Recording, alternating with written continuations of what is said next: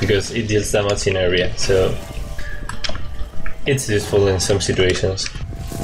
Okay, now I have explained all the abilities. I'm going to show you some combos that you can use in public games or arenas or whatever, because they are really strong. You can kill a guy with only one of these combos if you do it good. Okay, yeah, I'll do it on Vihs. Please go away, because you are going to have to take damage if you stay there. Okay, so this combo is the most powerful combo I know of the Pyro. You have to jump to get some altitude and use bola on your enemy to stick him to the ground, and after that you use flame wall, okay, on him, something like that. He will take like 2 or 3 ticks of flame wall, and if you can, after move, don't die. Okay. If you can, while he's still stick to the ground, you go behind him and start casting Curse of Flame. Okay, because if you are in front of him, he will block it. So you have to start casting it and go behind him. If you do all this combo, he will take like 40 or 50% of his life. Look, I will do that.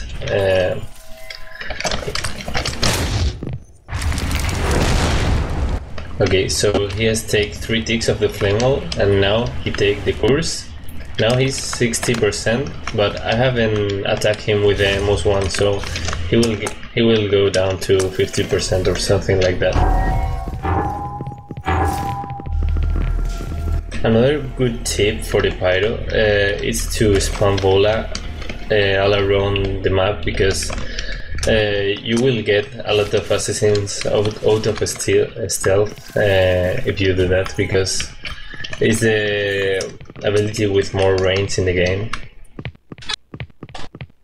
So I think that's all for today. I'll tell you more tips the next day. One thing is the Firestorm. Now, only the cast is blockable, but the effect isn't. So if I was blocking right now, he could cast it on Y. Well, you blocked it, but if he were to cast it on an unblocking enemy player and it lands, it will hit people that are blocking. So let's see if you can't demonstrate that right now. Yeah, okay, yeah, 3 seconds. So this is blocking. I'm going to cast Firestorm on Y, and this is going to take damage too, because you can't block the damage once you have cast the ability. It's like Curse of Flame. You can block Curse of Flame when it's being casted, but once you have Curse of Flame on you, you cannot block the damage at the end. Alright, awesome, thanks. You covered everything really well. So next we're just going to break down the Shaman class. Reprieve, if you want to step next to me, since you're an enemy Shaman. Okay. Alright, basically your M1, it's called Spiritual Balance, and that is your main resource generating ability. If you cast a heal, it's a heal on a teammate, it's a heal over time, it ticks for 20 a second, so it adds up, and you can stack it 3 times, so it's very good to stack. It also increases your movement speed, so if you get 3 stacks on a target or an enemy, then you will start running really fast, and that's how you can get your speed up as a Shaman. One thing that a lot of players don't know about the Shaman M1 is that when you do damage to an enemy, it gives you 11 mana back, whereas if you were to heal an ally, it gives you 22 mana back. So if you're really needing to get your mana up, it's better to cast heals to get your mana up than to do damage. So as we talked about earlier with cancel casting, you can cancel the cast and re-aim and hit an ally to get the cast off for more mana. Would you like to talk about another ability, Reprieve? Oh yeah, sure. Well, the next big ability of the Shaman is his quick heal, which in the game is called simply heal. With the cost of 25 mana, it heals a friendly unit for 100 and cast. The funny thing about heal is that it has a effect of working very well with Fervor, which is another ability which you will probably be talking about later. But for every attack of Fervor on the ally, your friend gets 25 more healing done, which can be used in really important situations, especially at the start of the match for flash healing. Heal is a pretty strong ability and pretty mana intensive, and that's why you will not be using it if not necessary, but in situations when needed, heal will provide the most healing per second with a great mana cost, of course, but with the base mana pool of players being 100 when they start, they probably will not be able to spam abilities a lot, so up until they level up a little more and get a bigger mana pool, they will need to balance it a lot with M1ing. Alright, awesome. One of the next abilities is Spiritual Burden. What this ability does is it increases your jump height. It also removes snares from the Shaman. So if a Sin were to open on you out of stealth, that is a snare, and you can just Spiritual Burden to break that effect. If you were to be Bolud, that is also a snare, as long as you're not knocked into another player. You can break that effect, and you can also break Pinfoot. So it can be used as kind of your escape tool. Also, Puncture is a slow, and the Ward in Charge will slow you. So when you are getting focused as a Shaman and you get hit by a slow, it's very beneficial to Spiritual Burden, and you can jump around to get away from enemies or to get height and heal, get positioning to get heals off. So it's a very useful spell, and it works very well with wall jumping. You can really remove yourself from a situation by using Spiritual Burden and then bouncing off a wall to throw yourself extremely far.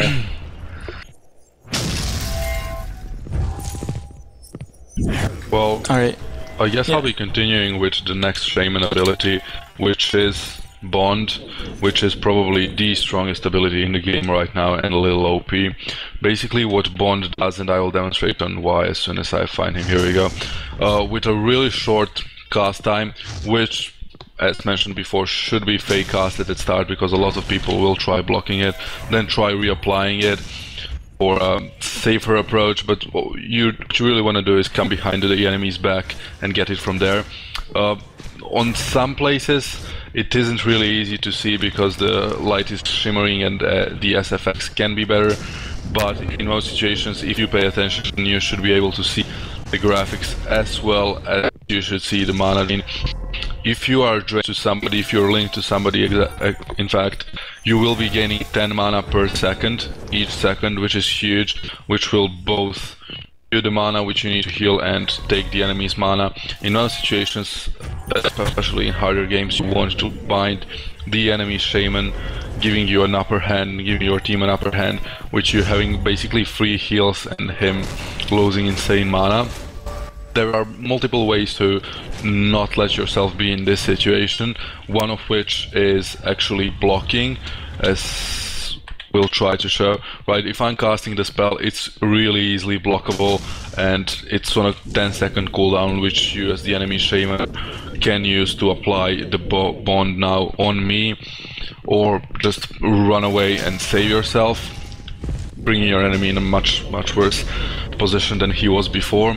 Other than that, you should always keep track of the ability by looking at your mana, which will decrease steadily if you are bound. Ways to break it are breaking LOS like we just did, like what I just did, going behind a rock statue or something like that.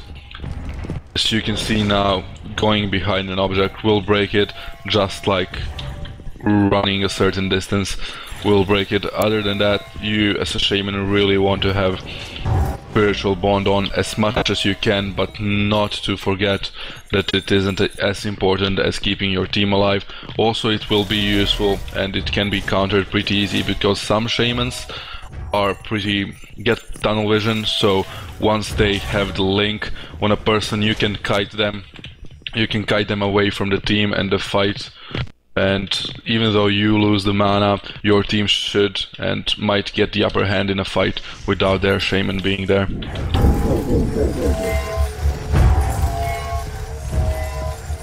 Alright, awesome. One of the next abilities is the Blessed Beacon. This ability is your AoE, it's your main AoE healing ability. I am using the focus for it, which I think is the strongest focus for this ability that is out right now, and the only one. Yeah. It's stronger than the normal version. The normal version of the spell does an AoE around the Shaman, and what it does, and pulses to all your teammates nearby to heal them up. It heals for 120 for a pretty hefty mana cost. It's 30. It has a 5-second cooldown and a 1-second cast time. You can, with the focus, you can cast this from a distance. You can cast it on your allies from a distance to heal like a group of allies that are clumped together farther in the distance, or you can cast it on an enemy. Casting on an enemy is really good, but you need to be careful because this spell can be blocked and it will go on cooldown if it is blocked with no healing. So it's one of the abilities that you need to really keep track of, and it's one of your main spamming abilities. As the Shaman currently is right now, you have a lot of strong self-healing and a lot weaker group healing.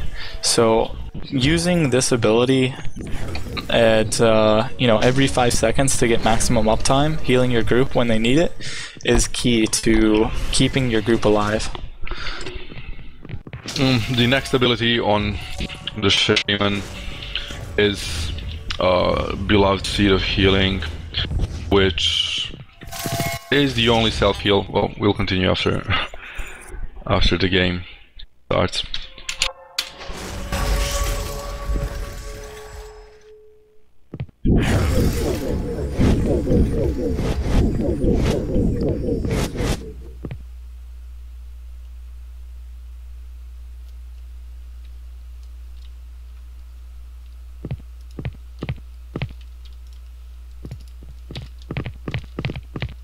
Right, so Seed of Healing is the next ability and currently the only self-heal of the Shaman, and everybody please come to middle. And how Seed of Healing works is it puts a hot, also known as heal over time, on you, healing you for a certain amount, which is 50 for the first initial tick, the second you cast it, and then I believe 18 each following second for 5 seconds, giving you an overall heal of about 150 to 200. Seed of Healing currently is stackable, and you can abuse it in clutched up situations, especially if you get a bond off on the enemy, making you able to almost spam it.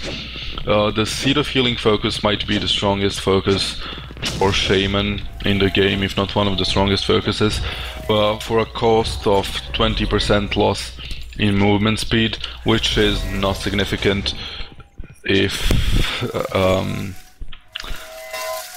which isn't significant if you take in account that like spamming your M1s will give you a bonus movement speed, making it almost unnoticeable. But if you are in a clutched up situation and you need to escape, you will probably be forced to use your Spiritual Burden anyway, giving you an advantage as it removes all slows as mentioned before, including the slow you apply on yourself by using Seed of Healing. But with this focus you will get 50 more % healing, which will heal 60 for the initial tick and 37 more for the next 4 seconds, giving you about 250 healing over 5 seconds, which is really strong, and which is why the Shaman currently is one of the hardest classes to kill. Yes, absolutely. One of the other abilities that we kind of touched on was Spiritual Fervor. Now, what it does is it puts a buff on your teammates.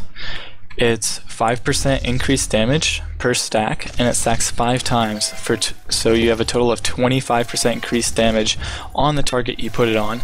This is one of the spells, as soon as the game starts, or if there's any downtime, this is what you need to be doing.